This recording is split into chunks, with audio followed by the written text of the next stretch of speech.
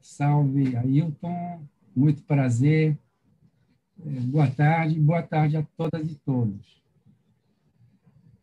Temos a alegria de receber a Ailton Krenak para abrir este segundo seminário internacional América Latina-Caribe, Ecopolítica, Necropolítica e Resistências em tempos de pandemia, sediado em Belém do Pará.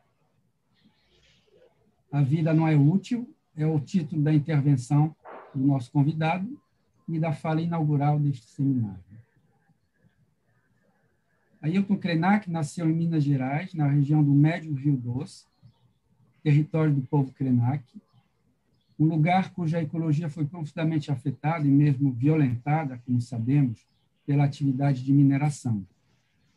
Ativista do movimento socioambiental e de defesa dos direitos indígenas, organizou a Aliança dos Povos da Floresta, que reúne comunidades ribeirinhas e indígenas da Amazônia.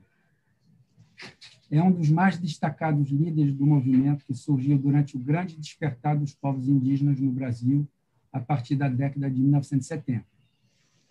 Contribuiu para a criação da União das Nações Indígenas, organização destinada a representar os interesses indígenas dentro do cenário nacional. Ailton Krenak tem levado a cabo um vasto trabalho educativo e ambiental como jornalista e através de programas de vídeo e televisão. Sua luta nas décadas de 1970 e 80 foi determinante para a conquista do capítulo dos índios na Constituição de 1988, que passou a garantir, pelo menos no papel, os direitos indígenas, a cultura autóctone e a terra. Ele é coautor da proposta da Unesco, que criou a Reserva da Biosfera da Serra do Espinhaço, em 2005, e é membro do seu comitê gestor. É comendador da Ordem do Mérito Cultural da Presidência da República. Em 2016, a Universidade Federal de Juiz de Fora concedeu a Ailton Krenak o título de doutor honoris causa, um reconhecimento pela importância deste intelectual brasileiro na luta pelos direitos dos povos indígenas e pelas causas ambientais no país. Nesta mesma universidade, Ailton Krenak lecionou, não sei se ainda leciona, as disciplinas Cultura e História dos Povos Indígenas e Artes e Ofícios dos Saberes Tradicionais, em cursos de especialização. Autor dos livros Ideias para Adiar o Fim do Mundo, A Vida Não é Útil e O Amanhã Não Está à Venda, publicados em 2019 e 2020, Ailton Krenak foi vencedor neste ano de 2020 do Prêmio Juca Pato, prêmio literário concedido em São Paulo pela União Brasileira de Escritores. Então, com a palavra, para abrir magistralmente esse seminário, Ailton Krenak.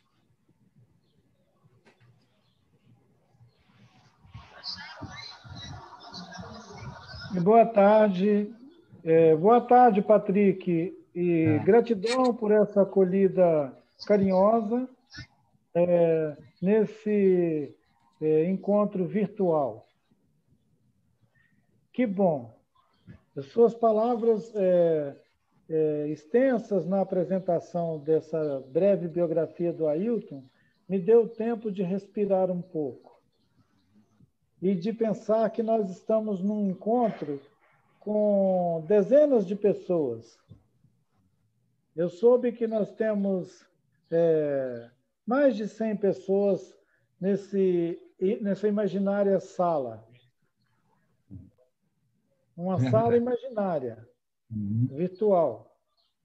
E eu perdi, desde sexta-feira, a minha agenda. Eu caí na cilada de botar minha agenda no telefone. E junto foi-se o telefone e a agenda. Eu fiquei tentando descobrir o que eu tinha que fazer hoje, ontem e hoje. Ontem eu fui surpreendido por algumas pessoas me achando por e-mail e me lembrando, olha, você tinha alguma coisa para fazer hoje e tal. E eu acabei conseguindo conciliar um pouco os compromissos que eu não lembrava mais que eu tinha, mas que se perderam junto com a linha do telefone. Pois bem, hoje eu comecei um trabalho de recuperar um pouco essa tal da agenda. Mas eu te confesso que eu não sabia que a gente tinha esse encontro agora, às 15 horas. Eu queria pedir desculpa a todos que ficaram na expectativa de me encontrar às 15 horas. Eu estou parecendo aquele aluno que chegou atrasado depois de 40 minutos que começou a aula. Então, tudo está muito extravagante. Eu peço a vocês, então, a paciência com essa perda de horário, essas coisas, e talvez na nossa conversa, nessa oportunidade que é sempre um privilégio, óbvio, de fazer uma fala, seja de abrir uma conferência, um congresso, ou de encerrar um encontro tão importante para todos que promovem, que trabalham para ele existir, para ele acontecer. E é assim como uma reunião no quintal ou em casa.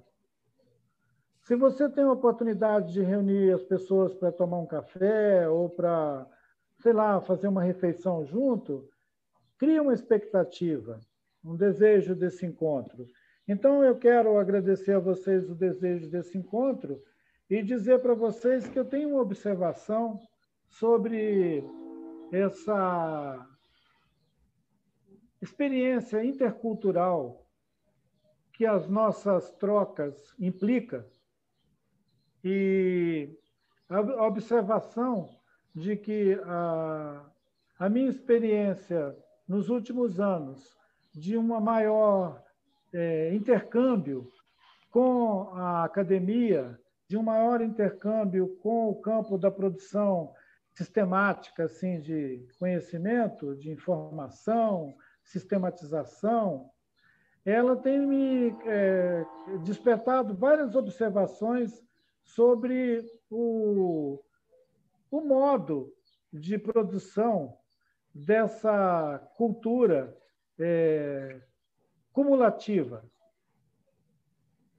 Uma cultura que trabalha com acumulação. E essa cultura ela vem se sedimentando, talvez antes até do evento que a gente reconhece como modernidade. Ela vem se sedimentando, obviamente, com toda a ideia das bibliografias, das referências, e essa construção referenciada sempre em algum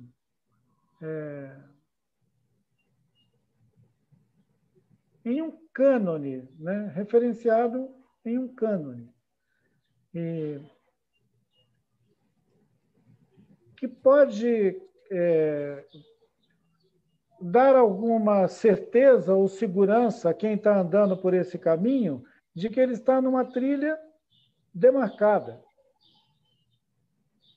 E mesmo vivendo uma experiência tão absurda como essa que nós estamos vivendo agora, da negação da ciência, o negacionismo que está tomando conta de tudo quanto é ambiente, seja no debate político, seja no debate, inclusive, científico, porque tem cientistas que decidiram ficar do lado do negacionismo, o que parece uma coisa escandalosa, mas é isso mesmo.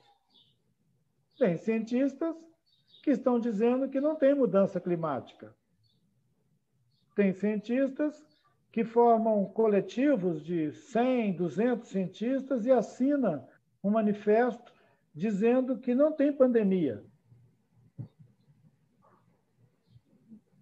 E isso que nós chamamos de fake news, que antes era só uma referência crítica a um certo descontrole sobre informação, fontes de informação, ela acabou virando cultura. virou uma cultura assim, tipo geral, né? A fake news ela está infiltrada até mesmo nos relatórios que a gente considerava que eram imunes a esse tipo de interferência, relatórios científicos, por exemplo. A gente pode tomar um relatório que diz que ninguém está queimando a Amazônia, que, aliás, queimar faz bem para a Amazônia, e que existe uma longa e antiga tradição de queimar a floresta para ela não pegar fogo sozinho. Então, a gente se antecipa e queima ela. No caso do Pantanal, por exemplo, queimar o Pantanal pode ser muito bom para manter aquele ecossistema se reconstituindo naturalmente, e, eventualmente, um boi pode ser bombeiro. Então, nós estamos assim passando por ofensas constantes, declarações do campo da política, do campo da ciência, que nos deixa como se fôssemos todos náufragos desse tempo em suspensão sobre a ciência, a política, a democracia, a ideia de cidadania, uma insegurança quase que planetária de não sabermos o que vai acontecer quando o sol se pôr e a gente for dormir. Eu completei 67 anos agora em setembro e não me lembro de nenhuma outra ocasião na minha vida que eu dormisse com medo de algum evento extra local que pudesse me assaltar. Algum evento grande, tipo um cataclisma, um apocalipse. Pois bem, esse ano, essa coisa conseguiu me abordar o meu imaginário, atacar a minha subjetividade, no sentido de pôr em questão a ideia de que o amanhã é alguma coisa, é uma possibilidade de fato, que você pode dormir e amanhã levanta para tomar café. Entre o ir dormir e o tomar o café, pode não ter amanhã. E essa observação me animou daqui, da beira do Rio Doce, de onde eu estou falando com vocês, meus queridos, queridas, que completa 5 anos que nós estamos aqui sendo abastecidos por caminhão-pipa. A mineradora manda o caminhão-pipa vir todo dia aqui trazer água para a gente. Tem um caminhão que leva água para os animais e os animais não humanos, e tem um outro que traz para os animais humanos. Então, os humanos ganham água de um caminhão que tem o título de água potável. E os não humanos ganham um caminhão com o nome de água bruta. É claro que eu fiquei curioso de saber por que água bruta. Eu descobri que é porque ela vem para cá do jeito que ela é coletada na bacia do Rio Guandu, um rio que não é mineiro. Quer dizer, Minas Gerais já está assaltando uma bacia hidrográfica vizinha e nós já começamos a anunciada guerra da água faz tempo. Tem muita gente que ainda não sacou que nós estamos vivendo uma guerra da água, junto com outras guerras, né? O Rio de Janeiro, São Paulo, Minas Gerais, já estão há alguns anos, há décadas, disputando o acesso à água potável dessas bacias hidrográficas, estão disputando o acesso a essa água, inclusive para a sua agricultura, para a sua produção industrial, para tudo. Nós temos uma guerra da água, só que todo mundo finge que não. Da mesma maneira que a gente tem um genocídio histórico há 500 anos, e as pessoas insistem em dizer que a gente tem alguma coisa a ver com uma ideia de uma nação, uma democracia, aliás, até uma democracia racial. Nós somos uma engraçadinha democracia racial, onde os índios, os negros e os brancos cantam felizes uma rodinha, recitando poemas, provavelmente do Tiago de Mello. Então, assim, tem esse lugar idílico que é o Brasil, uma nação, índios, negros e brancos. A gente vai criando essas narrativas totalmente insustentáveis para a gente continuar empurrando o tempo com a barriga. Mas, definitivamente, eu passei a me incomodar com a possibilidade de não ter amanhã.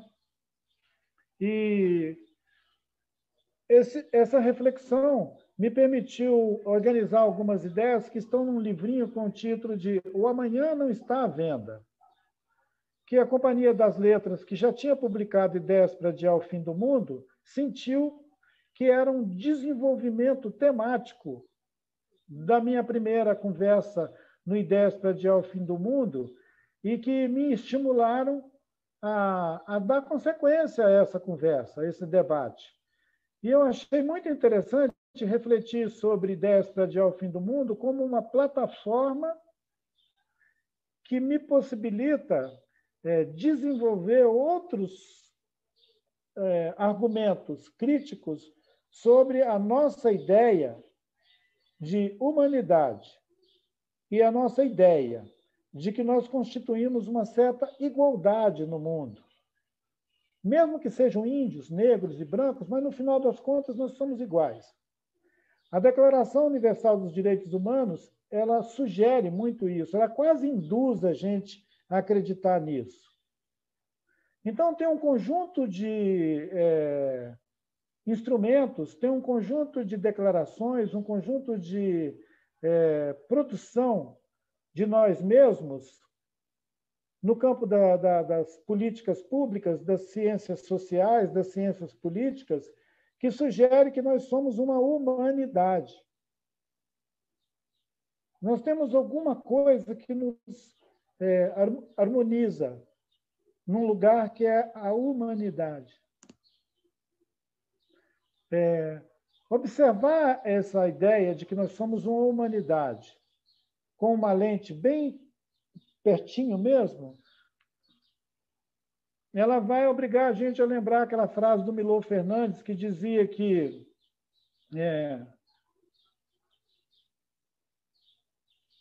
para a ideia dos direitos humanos, né, e para a ideia da democracia, nós somos todos iguais, só que alguns são mais iguais do que os outros. Nós somos todos iguais, só que alguns são mais iguais do que os outros.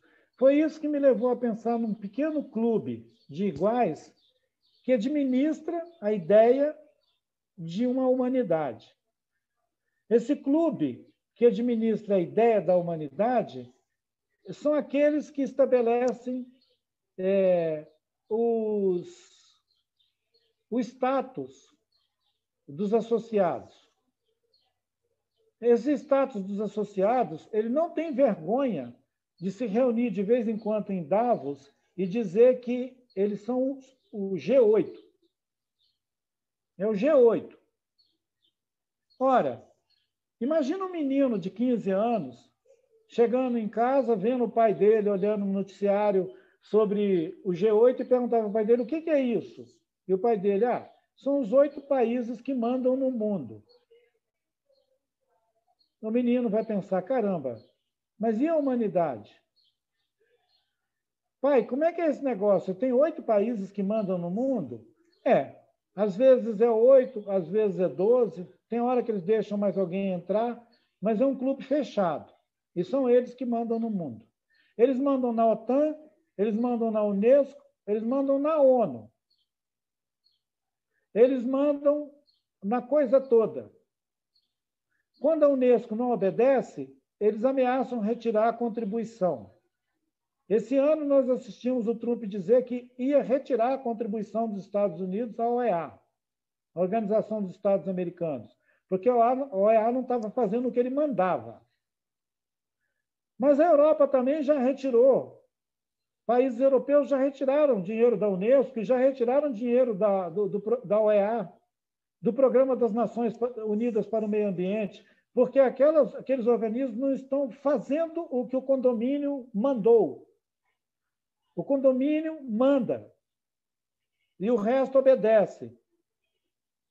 Para mim, isso deveria ser matéria suficiente para a gente botar em questão se nós somos uma humanidade. A narrativa sobre uma humanidade, ela interessa ao mundo corporativo. Eu estou dizendo mundo corporativo para eu não insistir em dizer que ela interessa ao capitalismo. Porque não é só o capitalismo que ela interessa. Ela interessou também ao comunismo, ao socialismo, com suas várias colorações. Ela interessou quando a Europa inventou a terceira via. Quando a Itália liderava um movimento na Europa pela terceira via. Ela interessa à China também. Então, essa narrativa sobre uma unanimidade, ela interessa a uma governança impessoal e brutal das nossas vidas como pessoas. E é muito conveniente dizer que nós somos uma humanidade, porque a humanidade não é ninguém. Você pode ofender a humanidade, que não dá problema nenhum. A humanidade não existe. Se você ofende a humanidade, você não está ofendendo ninguém. Agora, se você ofender um sujeito desses bem posto no status dessa comunidade central, ela pode acionar o sistema deles, eventualmente. Eles podem te caçar em qualquer lugar do mundo. Como caçaram o Bin Laden, como caçaram o Saddam Hussein, como caçaram lá da Líbia, o Gaddafi, como caçaram o Evo Morales, como caçam o Maduro, como caçaram Fidel Castro, como caçam o Che Guevara, como caça qualquer um de nós que não interessar a esse conjunto de referências que constitui a tal da humanidade. Essa plataforma que me possibilitou pôr em crítica a ideia de uma humanidade, obviamente, ela é um dispositivo que dispara outras perguntas, que é uma pergunta muito importante quando botamos em questão o amanhã, a ideia do amanhã. Por que nós estamos tão interessados no amanhã? Por que a gente tenta escapar desesperadamente do aqui e agora? Será que o hoje é sempre tão ruim que a gente tem que sair correndo para um amanhã? Escapar para o amanhã? Tudo é amanhã? Será por isso que esse Brasil, esse país nosso, se chama o país do futuro? Ele nunca conseguiu ser do presente? Ele não consegue se olhar no espelho, no dia e na hora, e ver a própria cara dele? Então, ele tem que correr disso e ir para o futuro. Porque lá no futuro ele pode ter outra cara, talvez, que não seja a cara de índio, de negro e de branco. Essa espécie de condenação instituída pela sua própria formação colonial. Ele não consegue encarar a sua colonialidade. Ele não consegue encarar o seu incesto. E aí, então, ele despista e fica inventando história. História para amanhã. Nós somos o país do futuro. Quando eu nasci na década de 50, o Brasil já era o país do futuro. Eu vou acabar morrendo e o Brasil vai continuar sendo o país do futuro. Eu não sei futuro do quê. Talvez o Brasil venha a ser o futuro do pretérito. Ele vai para o futuro do pretérito. Quer dizer, é aquela coisa que vai ser sem nunca ter ido. Alguém já fez também alguma piada sobre isso, né? Nós temos um destino tão incrível que a gente cumpriu ele e nem percebeu. Botando em questão a ideia do amanhã, E todas as acelerações que essa ideia do amanhã imprime no nosso cotidiano, a falsificação da realidade que esse amanhã imprime na nossa maneira de ser, na nossa sociabilidade uns com os outros, na constituição de redes de afeto, de relações entre pessoas. Porque se nós estamos sempre apostando no amanhã, gente, por que nós vamos perder tempo sentado agora à tarde, prestando atenção um no outro, dedicando afeto um ao outro, se tudo vai ser amanhã? Esse amanhã que nunca chega. Esse interminável amanhã. Nós temos dificuldade de viver hoje, o dia de hoje, assumir as coisas como elas são, dar conta delas. Então, a gente adia para amanhã. Depois que eu consegui abrir um debate sobre o amanhã não está à venda, esse tempo estranho da gente ficar localizado em algum ponto com uma antena de internet disparando mensagens para o mundo, eu fui muito convidado a estender um debate sobre a pandemia. E a pergunta que todo mundo me fazia é quando é que nós vamos voltar a um certo normal, a uma normalidade? Quando é que a gente vai voltar a trabalhar? Quando é que a gente vai voltar a ir para a rua, ir para a praia, andar? E eu fiquei observando aquilo da minha, digamos, caverna, da minha bate-caverna. Eu fiquei observando aquilo. Eu estou passando esse ano numa situação comunitária dentro de uma reserva, que é a reserva indígena instituída para os Krenak viver aqui desde o começo do século passado. Quer dizer, tem 100 anos que os Krenak estão confinados. Do ponto de vista real, a gente já está enquadrado, tem 100 anos aqui dentro dessa reserva, que tem 4.000 hectares, 130 famílias, aproximadamente 500 pessoas. Ninguém perguntou para a gente se a gente queria ficar confinado. A gente foi confinado quando demarcaram essa reserva para nós e nunca mais se tocou no assunto. Depois, os colonos ocuparam o nosso redor. Depois, os colonos entraram aqui para bater na gente aqui dentro, socar a gente. Depois, os colonos decidiram botar um reformatório aqui dentro, porque eles achavam que a gente precisava ser reformado, né? E a gente resistiu a tudo isso. Como se não bastasse, eles decidiram criar um presídio para botar a gente dentro de um sistema moral, penal, judicial dos brancos. Não satisfeitos em colonizar a gente, eles queriam também domesticar a gente.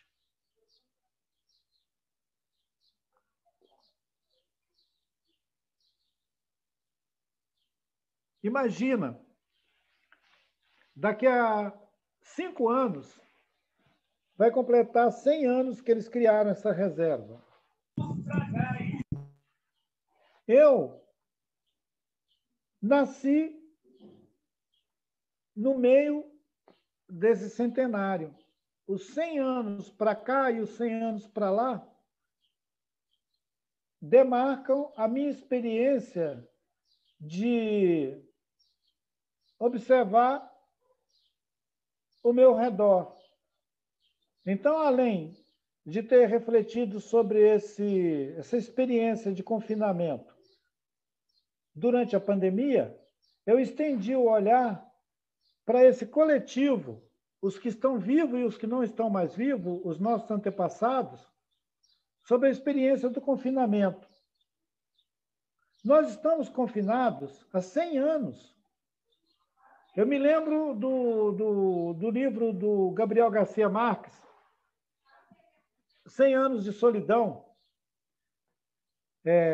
Eu não quero apelar para o sentido romântico da literatura, mas serve muito bem para expressar a experiência de um coletivo que foi abordado. pela colonialidade, enfiado numa reserva, na marra, obrigados a ficar lá dentro, na marra, e ainda se sentir integrados à vida dos brasileiros, índios, negros e brancos. Essa cordial comunidade tropicalista. E nós estamos vivendo, durante essa pandemia e essa mortandade, que faz nos sentir como se a gente tivesse cercado por mortos que ainda não foram devidamente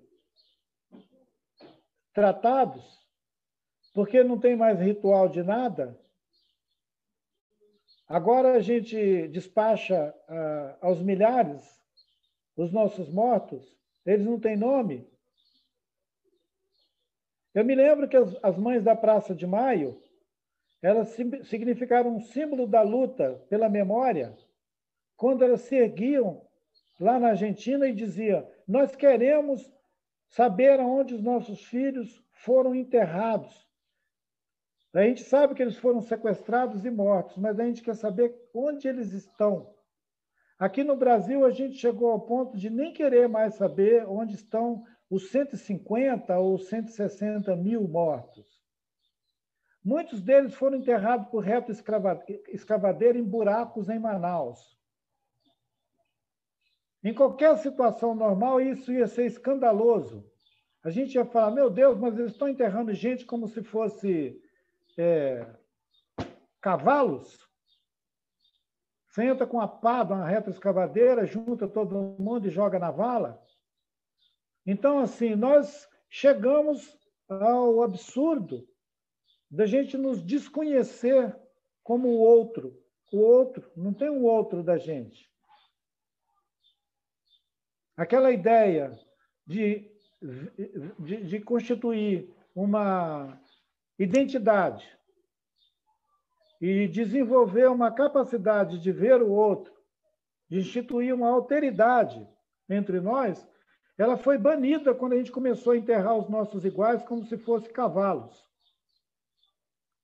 E isso considerando que tem cavalo que merece tratamento muito mais, digamos, honroso.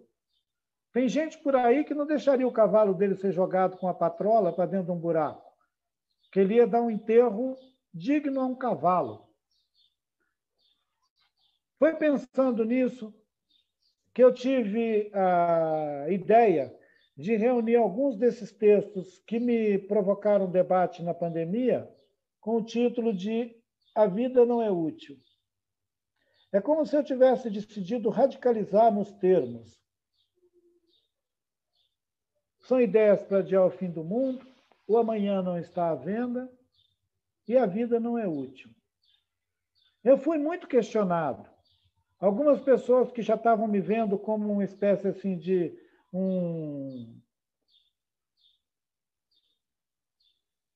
mensageiro da esperança e do ânimo num tempo de funerais sem fim, eles me disseram: nossa, Krenak, a gente gostava tanto de te ouvir, agora você está dizendo que a vida não é útil? Tipo assim, doeu, viu? Aí eu falei: interessante. Será que vocês entenderam a primeira parte da conversa, que põe em questão se nós somos uma humanidade?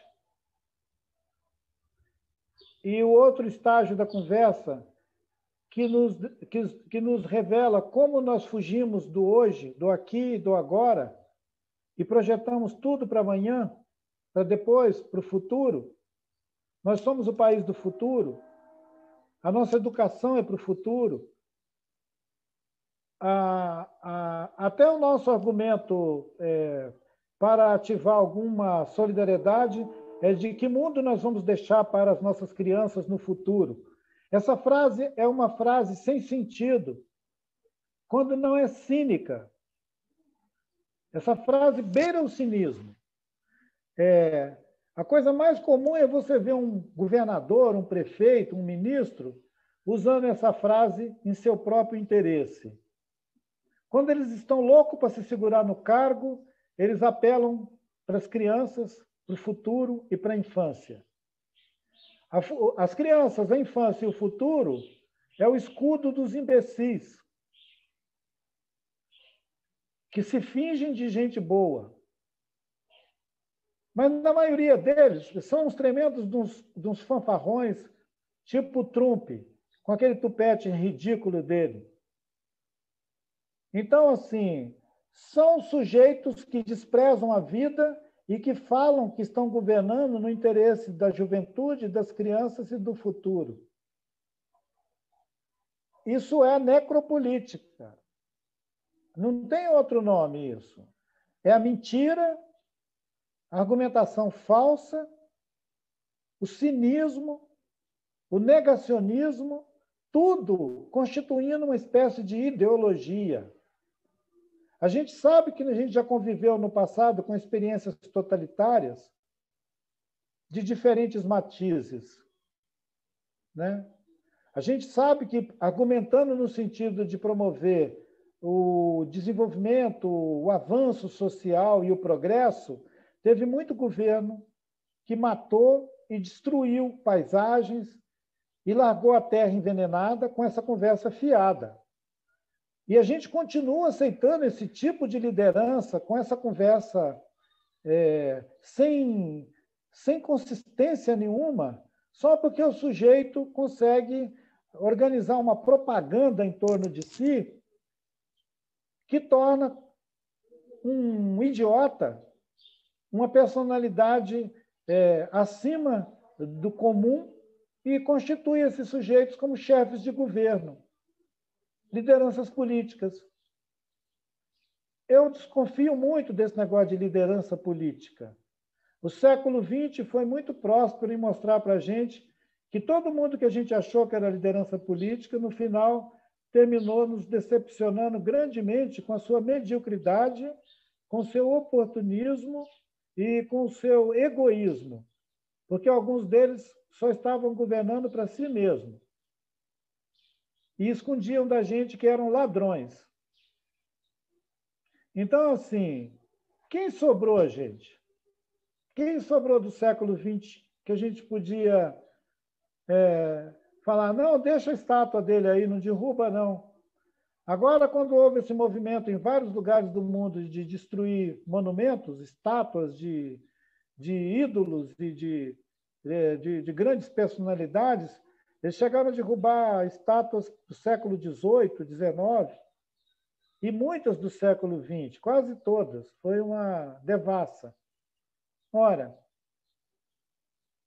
foi uma demonstração clara de que ficou muito pouca coisa de pé daqueles personagens que, em diferentes épocas, a gente achava que eles eram líderes mundiais. E nós chegamos agora, nesse começo de século XXI, onde ninguém merece esse título. Ninguém. Depois que Nelson Mandela morreu, eu acho que não ficou mais ninguém no mundo que, sem o erro de escandalizar, a gente pudesse dizer que é uma liderança no sentido que nós imaginávamos a política. Isso é um atestado da banalização da vida política e da necessidade de nós repensarmos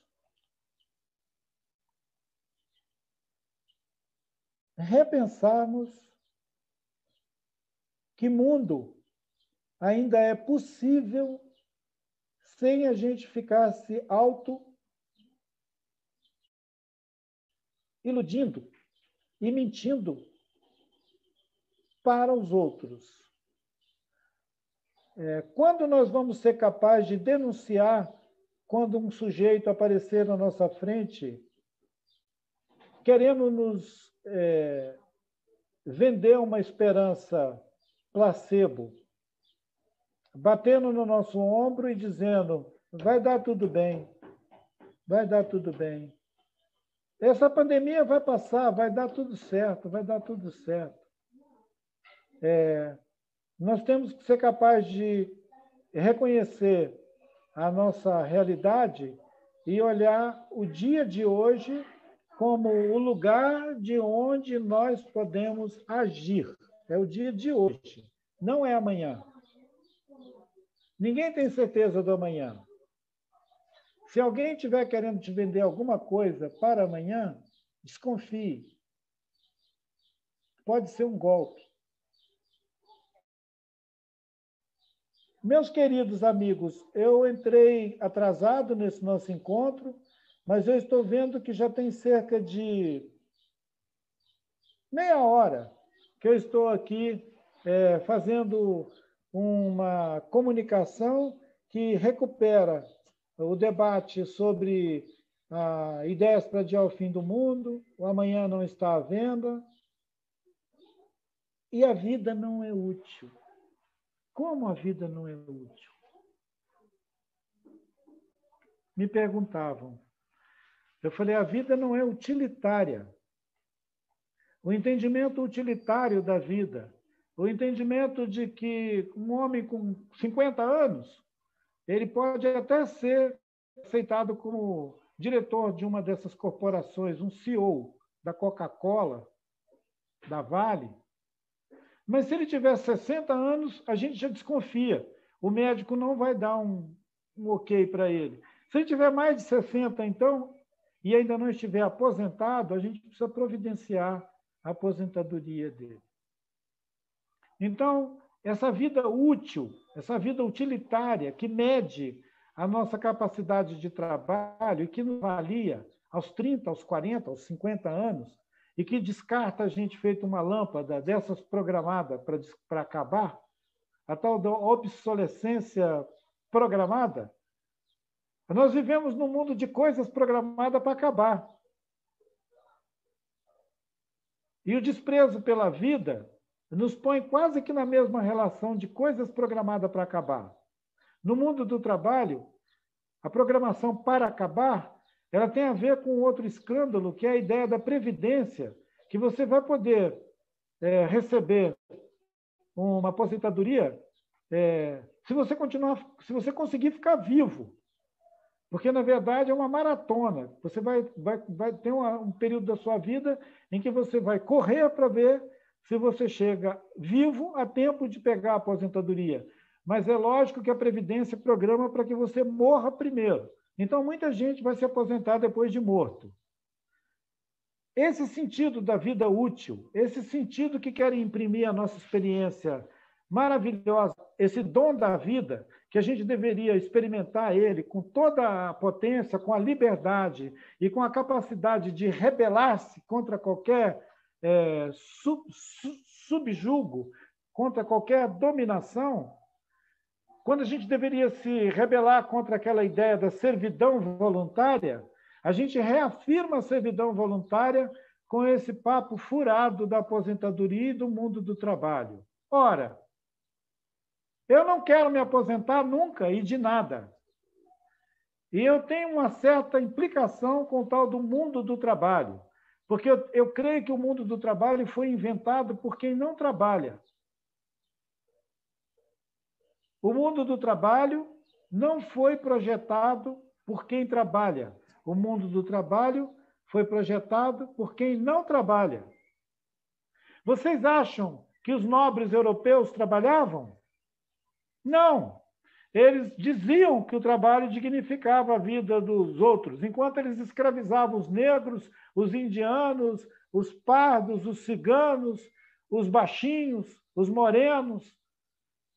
Então, assim, é uma tremenda de uma malandragem, e essa ideologia que o Ocidente acabou constituindo como um bloco daquilo que se configura, inclusive como os valores fundamentais, eles estão eivados de preconceito e de um pré-julgamento acerca de quem pode pertencer ao clube da humanidade e quem ainda está na subhumanidade. Até a década de 70 e 80, havia uma literatura sobre o terceiro mundo. Primeiro mundo, terceiro mundo. A partir da década de 90, a correção política decidiu que chamar alguém de terceiro mundo não era legal. Então, vamos chamar eles de em desenvolvimento. Então, assim, essa subhumanidade está em desenvolvimento. E depois tem a outra que já está desenvolvida. Ora, o que será que oculta essa classificação de uma parte do mundo como desenvolvida e uma outra bem significativa, uns 80% do resto, em desenvolvimento? Eu decidi chamar esse resto de subhumanidade. Essa que eu integro, a periferia da vida no mundo. Ela não é uma periferia que está ali na favela do Rio de Janeiro, ou na favela de São Paulo, ou nas calçadas de algumas cidades brasileiras. Ela é a periferia que está nos continentes todos, no mundo, na África, na Ásia. É a periferia do mundo. Nesse momento, a China faz um esforço enorme para ampliar essa periferia do mundo. Então, meus queridos, eu já me estendi bastante, espero não ter, em razão da minha agenda que atrasou meu encontro com vocês, ter estendido também para além do suportável a minha fala sobre esse tempo que nós estamos vivendo. E agradeço muito ao Patrick, que me anfitriou nesse encontro, ao Camilo, que tomou a iniciativa de me pescar quando ele viu que eu estava sem o endereço para encontrar com vocês, a Nayara, que também foi a minha busca, dizendo, olha, estamos te esperando. Então, todos vocês que aguardaram até agora, fiquem à vontade para botar em questão algumas dessas afirmações que eu compartilhei com vocês sobre esse tempo em suspensão que nós estamos vivendo e que me parece que não tem garantia nenhuma de amanhã e que nós deveríamos botar em questão se a vida tem que ser útil. E no caso da vida de ser útil, o que a gente faz com ele? Muito obrigado. Ereré, um abraço para todos vocês.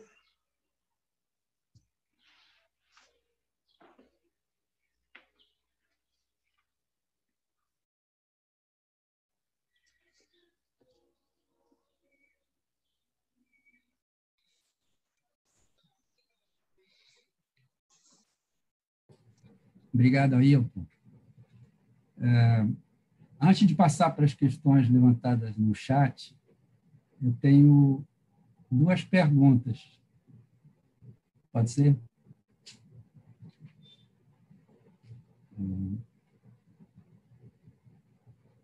Ailton, qual é o ensinamento que os povos indígenas podem nos dar, além da sua capacidade de resistência ao genocídio, à necropolítica, ensinamento quanto à nossa relação com os rios, as montanhas, as florestas, uma relação que não seja utilitária, né? O rio, a floresta e as montanhas como objetos, como recurso. Qual seria a maneira indígena, que eu suponho ética e poética, da gente se relacionar com o não humano. Depois eu tenho uma outra pergunta, bem diferente. Obrigado, Patrick. Nós devemos considerar que os povos originários,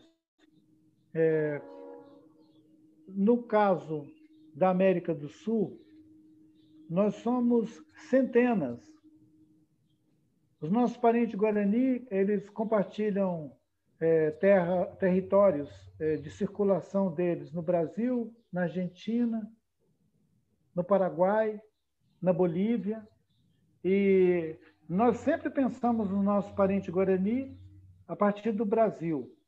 Mas ouvindo um irmão Aymara, de lá da Bolívia, falando essa semana, eu vi ele se referindo aos Guarani também como um dos povos de lá, daquele continente, quer dizer, de lá daquela constelação de povos que são Quechua, Aymara, e também ele citou os Guarani e os outros parentes da selva. Na Bolívia, no Peru, em alguns lugares andinos, existe um conceito bem ainda vivo, que inspira um debate sobre o bem viver, que é na língua dos nossos parentes Quechua, eles têm a expressão sumac calçai. E eu ouvi um parente de lá dizendo que o sumac, esse sumac calçai, é o equilíbrio entre o que nós doamos e o que nós recebemos da terra. Quer dizer, a gente não pode tirar nada que a gente não deu para a terra. E a gente não pode querer mais do que o que a terra nos dá. E esse equilíbrio, ele se reflete em vários campos da experiência da vida. E a vida nunca é individual, é comunitária. Então, não existe um sujeito, não existe a relação de um indivíduo com a Mãe Terra.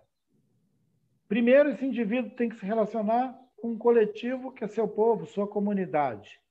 E depois esse seu povo, sua comunidade, irradia relações de filiação, de pertencimento com rios, montanhas, florestas, outros seres. É uma irradiação.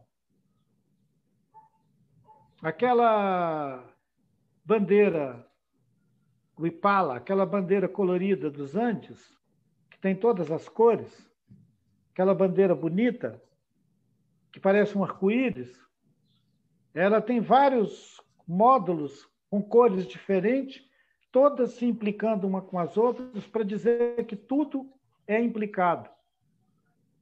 O que você come, o que você pensa, o que você bebe, o que você doa, o que você recebe. Então, é uma implicação tão vasta que ela implica já num sentido cosmogônico. É uma cosmogonia. Não é uma ideologia, não é uma educação.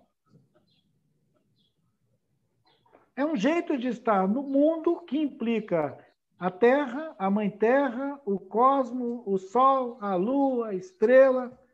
É uma visão transcendente da vida, onde o humano é só mais um integrante de uma maravilhosa relação de seres implicados profundamente com a vida.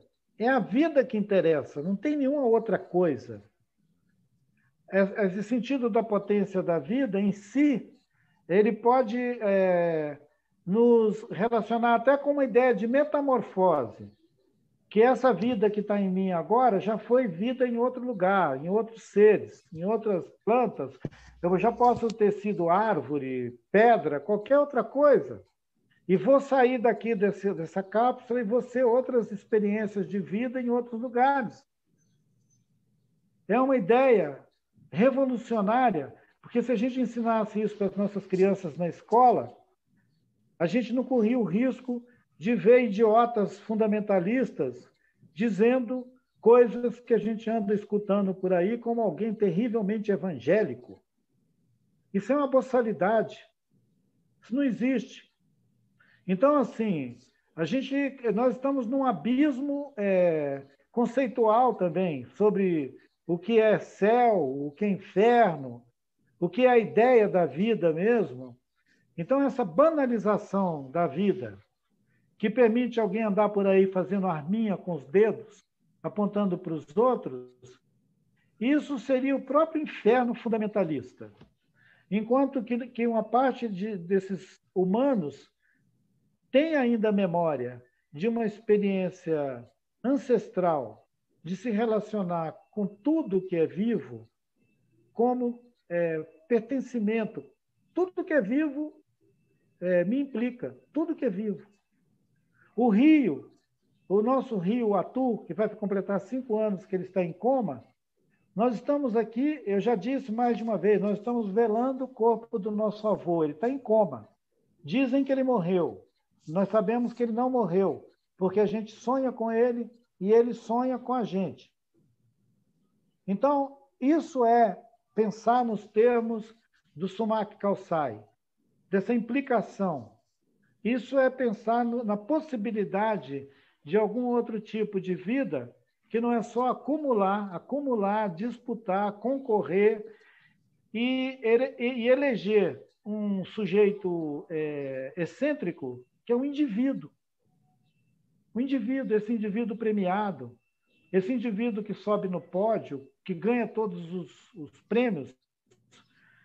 Isso é típico dessa mentalidade que exaure o sentido poético da experiência de viver e transforma isso numa utilidade. A vida útil. A vida útil é aquele edifício construído por um idiota.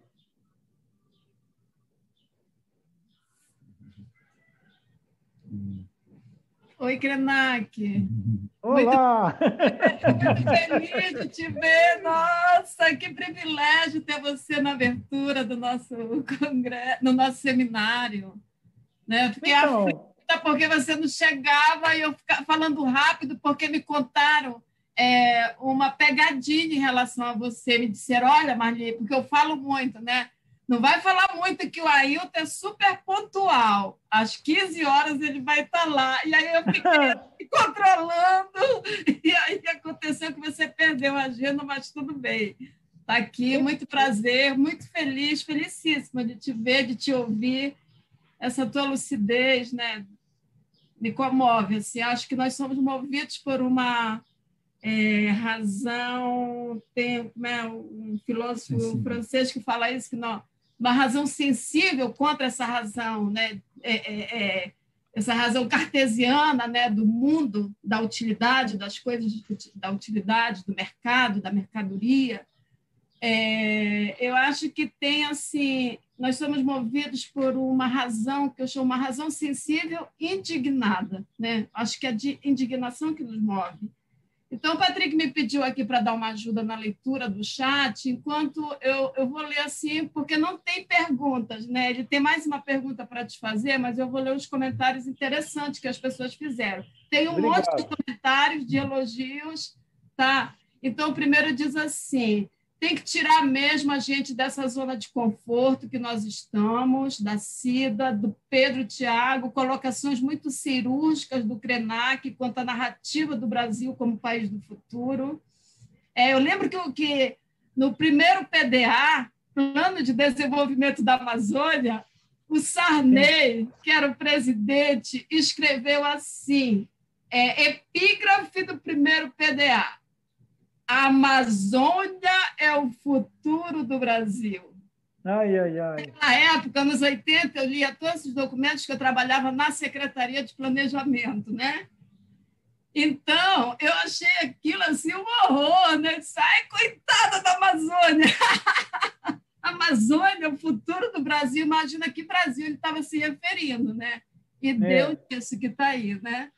Então, aí tem mais um comentário da da Érica Krenak, Fortaleza na Resistência, do Paulo Sérgio, fala do Krenak, uma fala muito potente.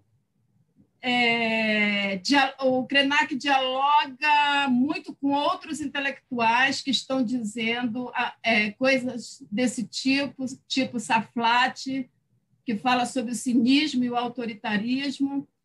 A Carla Patrícia, esse é o discurso diário do governador do Rio Grande do Sul, Eduardo Leite, do PSDB, e do prefeito Marquesan, também do PSDB, para que as crianças tenham futuro, obrigam o retorno presencial às escolas sem nenhuma condição sanitária, ventilação, EPI, RH. Isso é a cara do Dória, a criança, para que as crianças tenham futuro. Esse discurso, essa crítica que você fez, né? Desse mantra aí político, né? Diálogo com o que vivencia no cotidiano.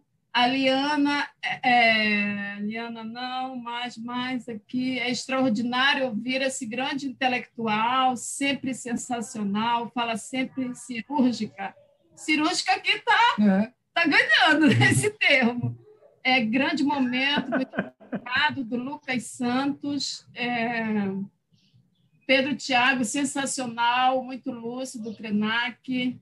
Haroldo, muito bacana, parabéns, Krenak. Tiago Bentes, uma maravilhosa exposição, obrigado, Krenak. Tem muitos outros obrigados aqui para você. Oi, Krenak. Eu também agradeço a todos pela acolhida.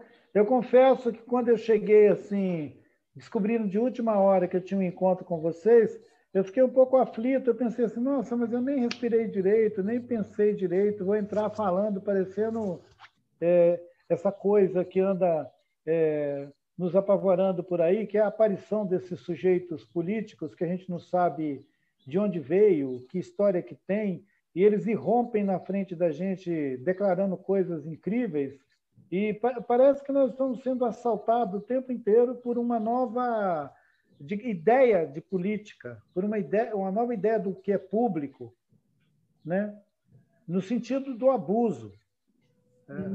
Nós somos abusados constantemente por um sujeito que dispara na nossa frente dando estatísticas de pandemia, de vacinas, de qualquer outra besteira, mas falando de um lugar de autoridade tão absurdo que é improvável que aquela pessoa saiba o que está fazendo. Aquele ministro da Educação, por exemplo, que disse: eu odeio a palavra povos indígenas. Aquele sujeito que ganha um emprego no Banco Mundial. Não, odeio as pessoas, nações indígenas. Nações. Odeio, nações indígenas, essa palavra. Então, odeio essa palavra, nações indígenas, povos indígenas, índios, qualquer coisa que ele deve odiar. Agora, o que é mais curioso é que aquele sujeito totalmente incapaz até de dar conta do emprego dele no Ministério da Educação, ele foi alçado a uma diretoria do Banco Mundial. É uma coisa burocrática, a gente sabe disso, né? Na verdade, ele tem que ir aparecer lá na reunião, assinar a ata de reunião e aprovar os encaminhamentos que a diretoria faz. Ele não é diretor, né? E provavelmente ele nem lê os programas, né, da pauta das reuniões. Então, ele vai, assina a ata e vai embora. A questão é que ele está ganhando uma grana em nome do povo brasileiro, dizendo que está nos representando no Banco Mundial, na diretoria do Banco Mundial. E eu acho curioso isso pelo seguinte: para uma pessoa ter qualquer reconhecimento público no nosso país, ele passa por um escaneamento tão duro, ele é tão sabatinado. Para um sujeito ocupar uma diretoria do Banco Mundial, ninguém precisa sabatinar o cara. Vocês estão, aperta o dedo assim e ele cai na cadeira, lá em Washington. Então, é muita pilantragem. E é isso que me faz acreditar que essas superestruturas de organização que sustenta a governança do mundo, elas estão todas falidas. Eu ouvi outro dia a Unesco. Eu sempre zelei muito pela coisa da Unesco. Eu acho a Unesco assim, uma espécie assim, das últimas esperanças desses organismos multilaterais para mim. Era a última que ia para o brejo. Das vacas multilaterais, a última que iria para o brejo para mim seria a Unesco.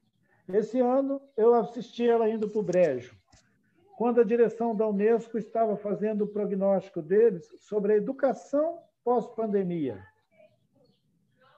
Quando a Unesco aceitou fazer um debate sobre educação na pós-pandemia, eu vi a vaca botando as 4 patinhas no brejo.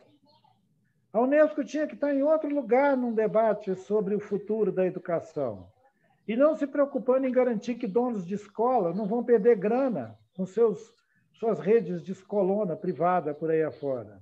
Essas universidades todas, o esquema privado em cima da educação. Então, a Unesco tinha que ter se protegido ao longo das últimas décadas para não virar refém do sistema privado da educação. Como que a gente vai acreditar na Unesco se a Unesco virou refém desse esquema?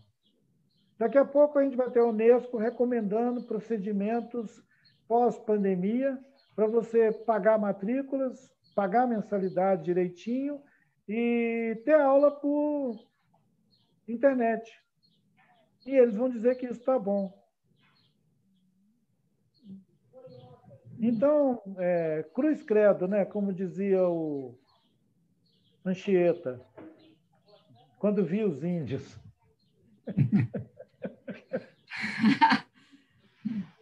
Genial. Olha, tem 3 perguntas aqui, mais a do Patrick. Lê aqui, Patrick, essa do Haroldo Silva. Vem aqui. Fazendo referência ao Achille Mbembe, a vida de um escravo, em muitos aspectos, é uma forma de morte em vida. Para você, Krenak, isso se aplica aos excluídos brasileiros? Você quer responder em bloco as 3 ou uma de cada vez? Uma de cada vez, por favor. Tá, então vai lá. Quer que releia? Sim, se vocês puderem ler de novo, eu comento. É uma citação do Achille Mbembe. A vida de um escravo, em muitos aspectos, é uma forma de morte em vida. Para você, Krenak, isso se aplica aos excluídos brasileiros? Ela se aplica aos excluídos brasileiros, com a observação de que os excluídos brasileiros eles têm a coragem de atuar nesse lugar de mortificação, inventando vida. E porque quando a gente olha essa declaração de que a vida de um escravo ela pode ser uma morte em vida, nós estamos generalizando a situação de submissão e violência que muitos corpos foram submetidos e que não tiveram sequer a possibilidade de revolta. Nós não podemos nos esquecer que esses corpos são revoltantes, são revoltados. Eles produzem revolta. E não é da agora. Vocês conhecem a história do Caribe, vocês conhecem as histórias de rebeliões dos escravos em diferentes épocas da história colonial, mostrando que ninguém ali estava morto. Não eram corpos mortos, eram corpos mortificados pela violência colonial, pela brutalidade racista, mas sempre capazes de rebelião. Eu prefiro olhar esses corpos como em rebelião, apesar de saber que eles são alvo de muita negação, violência, mas eu sinto que são corpos rebeldes. Aqui mesmo para os povos indígenas, eu sei que tem gente que fala, mas o colonialismo no Brasil é tão desgraçado que ele eliminou centenas de etnias. Eram 900, eram 1.000 e agora são 300 e poucas. Só que nós estamos vivos para testemunhar a vitalidade de todos aqueles que tiveram que enfrentar o genocídio. Nós somos testemunho deles. Então, eu acho que isso projeta o sentido da vida para além dessa necropolítica que fica tentando apavorar a gente.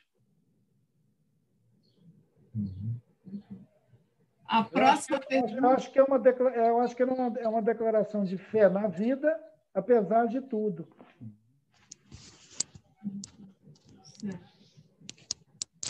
Tá. Podemos passar para outra? Sim, por favor. Felipe Oliveira. Oi, Krenak, tenho muita admiração por ti. Gostaria de saber quais as possibilidades que você enxerga quando falamos em descolonização dos afetos. Talvez seja o primeiro campo em que a gente tem a soberania de atuar na sua descolonização, porque é afeto. Então, ele está dentro da gente, é do nosso coração, do nosso ser. Nós podemos tomar essa iniciativa de dentro de cada um de nós. É um pouco aquela ideia do Mahatma Gandhi, de começa a mudança no mundo. Você pode começar a mudança no mundo mudando você, primeiro. Primeiro você. Você com seu filho, com sua mulher, com seu pato, com seu papagaio, com sua casa, com seu irmão, com sua mãe. Depois que você tiver experimentado essa mudança de afeto, você pode transformar isso numa mudança de outras coisas também, da sua relação com outras coisas, com o mundo. Mas primeiro você precisa ter consciência da sua relação com os seres que estão ao seu redor, inclusive com a sua ideia de coisas que são suas, de propriedade.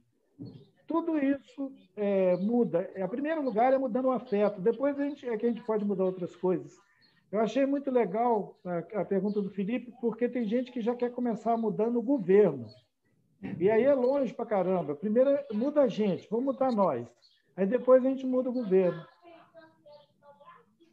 Só uma pequena correção, na verdade eu enviei aqui, mas eu encaminhei do YouTube e a pergunta é da Sayonara Barbosa. Só para a Sayonara tá bom. receber os créditos lá. É isso mesmo, Sayonara Barbosa. Então, o próximo é do Jonas Mateus.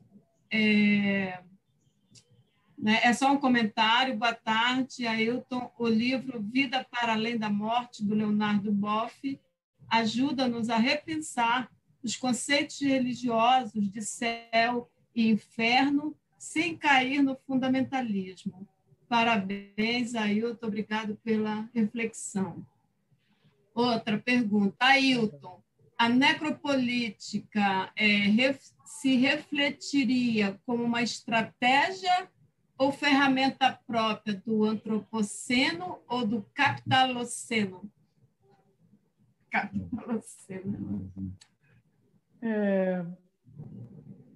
Nós poderíamos entender que é uma produção interna ao superpoder do capitalismo, como se ele tivesse necrosado, aí ele produz de dentro dele essa necropolítica. E ela alimenta a dinâmica de reprodução do capitalismo de uma maneira impressionante. Tem um conjunto de textos com o título de A Nova Lógica do Mundo, que sugere que lá para 2030, 35, esse tal de capitaloceno, esse necrocapitalismo, ele vai produzir uma mudança de dentro dele, porque nós não fomos capazes de produzir uma mudança de fora dele. Então, ele está nos transformando em matéria-prima da transformação que ele vai fazer no sentido material da transformação do mundo, já que a gente não foi capaz de transformar a própria lógica do capitalismo. Então, é como se ele, é mais ou menos aquela história assim de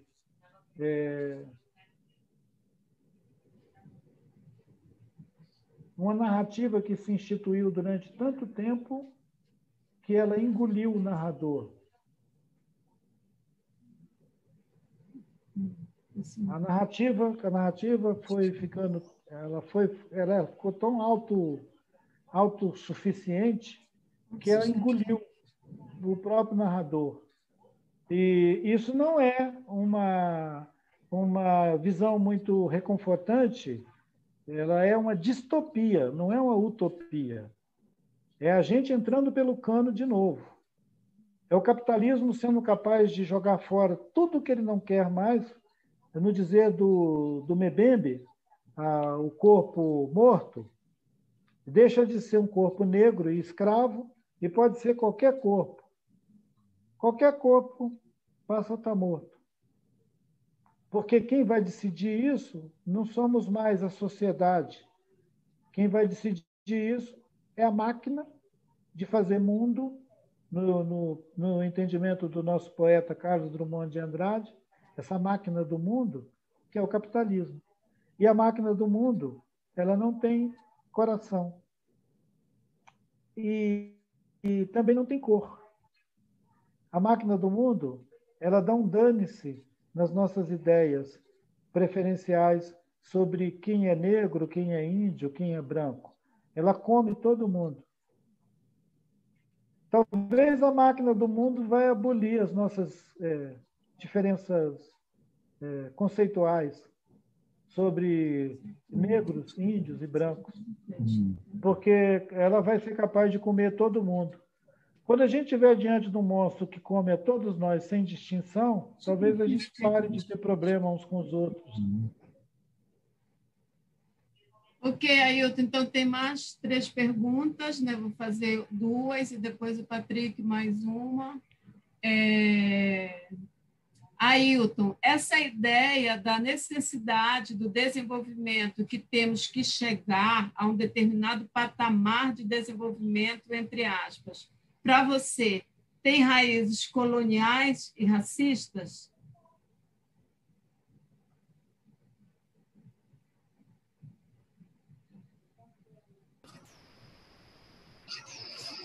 E a outra... Não, eu acho que a instituição de um pensamento colonial e racista é posterior a isso. Ela é uma criação, a gente produziu isso depois. E a última aqui, Ailton, vivemos numa crise humana contínua. Estamos na era em que as ditas democracias, entre aspas, estão sendo destruídas por ferramentas da própria democracia. Elegemos autoritários com o voto. Seria a era da necropolítica esse presente nebuloso que vivemos?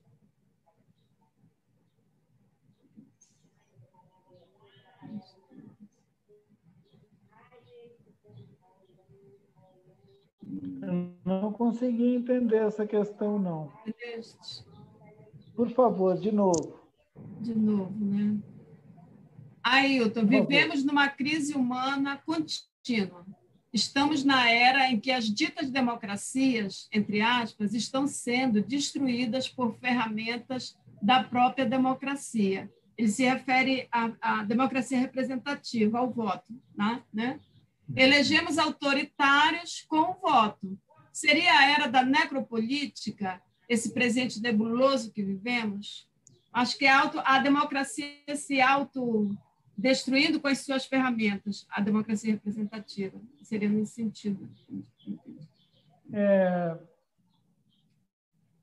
Talvez fosse exagero a gente pretender separar dentro da história o desenvolvimento do capitalismo, da democracia e da própria ideia de representação, cidadania. Isso é tudo sistêmico, é um conjunto de entidades constituídas ao longo da modernidade e que foi se auto-justificando até a gente chegar no final do século XX, quando as potências descobriram que não precisavam de democracia e que também podiam usar essa fé comum na democracia como uma maneira de estender a governança de um mundo já bem desumanizado, em certo sentido, sobre outras regiões do planeta. Foi quando algumas potências esclarecidas começaram a exportar a democracia. Faz muito tempo que a Europa e os Estados Unidos exportam democracia. Na Guerra do Vietnã, eles estavam distribuindo democracia. Na Guerra do Oriente Médio, quando eles enfiaram Israel na Palestina, eles estavam produzindo democracia. Então, a democracia, na verdade, virou uma espécie assim, de serviço a delivery, que os que têm exportam para os outros, e os que não têm chupam o dedo. Agora é contigo. Aí, uma outra questão bem diferente, que nos remete a 30 anos atrás. Somos da mesma geração, eu também sou de 53.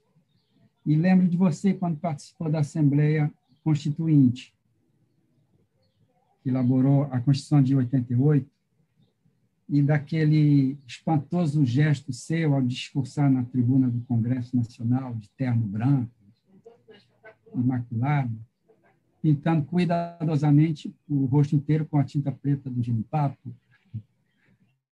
Gesto impactante, profundamente simbólico, e essa imagem rodou o mundo. Eu queria saber exatamente o significado daquele gesto para você naquele momento e qual a avaliação que você faz hoje da Constituição de 88, relativamente aos direitos indígenas. E aí a gente encerra. Obrigado, Patrick. Eu vou mesmo encerrar com vocês, porque eu tenho que atender a uma experiência muito legal que é feita por leitores, e o SESC promove, se chama Arte da Palavra. É a rede de escrituras. Eu e o meu amigo Itamar Vieira Júnior, autor de Torto Arado, estamos juntos viajando virtualmente pelos SESCs regionais e falando sobre literatura. Está sendo uma experiência muito boa para mim e muito legal. Pois bem, quando eu pintei meu rosto de preto, eu estava fazendo luto. Era um luto.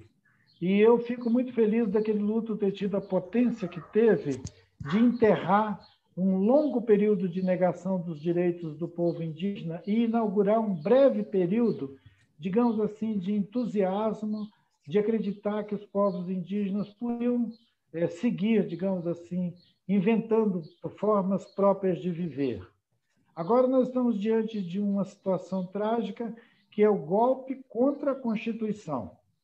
Estão tentando afirmar que o marco temporal institui que, até aquela data que eu pintei o meu rosto de preto, quem estava em seus territórios está garantido.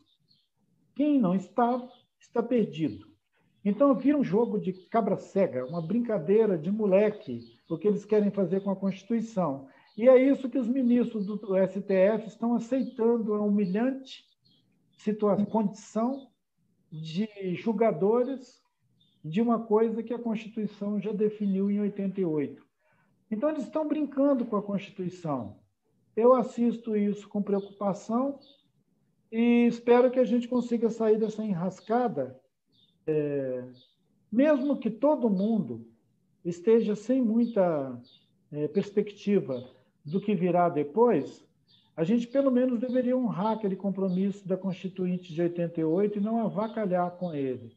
Muito obrigado de você ter me dado a oportunidade de lembrar que nos próximos dias vai ser votado o marco temporal e que os ministros, covardemente, estão esperando a nomeação do próximo Bolsominion para eles poderem ter maioria lá no STF. Quer dizer, é um jogo de cartas sujas marcadas, ou de cartas marcadas sujas.